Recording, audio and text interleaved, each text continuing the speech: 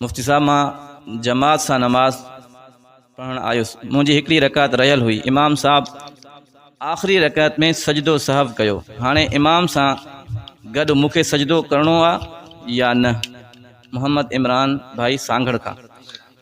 जेकॾहिं को शख़्स जमात में आयो आहे ऐं उन जी हिकिड़ी रकात गुज़री चुकी आहे, पोइ इमाम साहब सां गॾु जमात में शरीक थियो आहे ऐं इमाम साहब खां नमाज जे अंदरि का ग़लती थी वई आहे जंहिंजे करे सजदे सहव वाजिब थियो आहे, चाहे उन शख़्स जी शिरकत खां पहिरियां या उन शख़्स जी शिरकत खां बाद।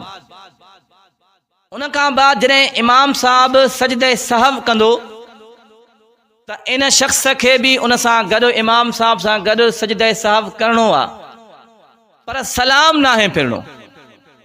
सजदे सहव खां अॻु में सलाम फिरबो आहे हिकु बार, पोइ सजदे में वञिबो आहे। इनखे सलाम नाहे फिरणो, सजदे सहव करिणो आहे इमाम साहब सां गॾु। जेकॾहिं ग़लती में सलाम करे वियो आहे त नमाज ख़राब न थींदी, पर जेकॾहिं ॼाणी गुजी उनखे ख़बर बि आहे त मुंहिंजी हिकिड़ी रकात रहियल आहे, इन जे बावजूदु उहो इमाम साहब सां गॾु सजदे सहव खां पहिरियां हिकु बार सलाम फेरे थो, पोइ इन शख़्स जी नमाज ख़राब थी वई। हाणे दोबारा इनखे मुकमल नमाज पढ़णी पवंदी।